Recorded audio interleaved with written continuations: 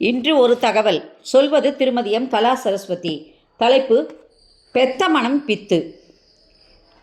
மழையும் காற்றும் இருட்டும் இல்லாது இருந்தால் எத்தனை நன்றாக இருந்திருக்கும். இன்னும் விரைவாக கோகுலம் அலைந்திருப்பேனே என நினைத்தார் வசுதேவர். நகர்ப்புற காவலர்களை வெளியில் தலை காட்ட முடியாமல் செய்தவர்கள் வாயுவும் வர்ணனும் தான். ராமபிரானுக்கு சாகரம் வழிவிட்டார் போல யமுனை வசுதேவருக்கு பாத சேவனம் செய்து பாதை வகுத்து கொடுத்தது.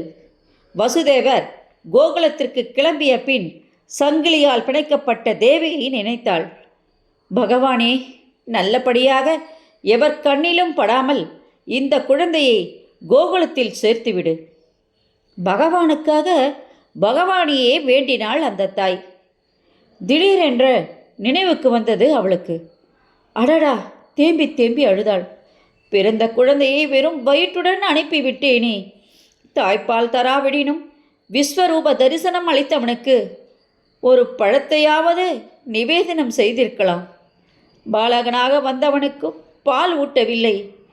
பரிபாலகனாக காட்சியளித்த போதும் பாலோ பழமோ நிவேதனம் செய்யவில்லையே நான். அவனிடம் எப்பொழுதும் ஏதாவது வேண்டியே பழக்கப்பட்டு போனதால் அவனுக்கு வேண்டியது என்ன என்று கேட்க தோன்றவில்லையே. தேம்பி தேம்பி அழுதாள்.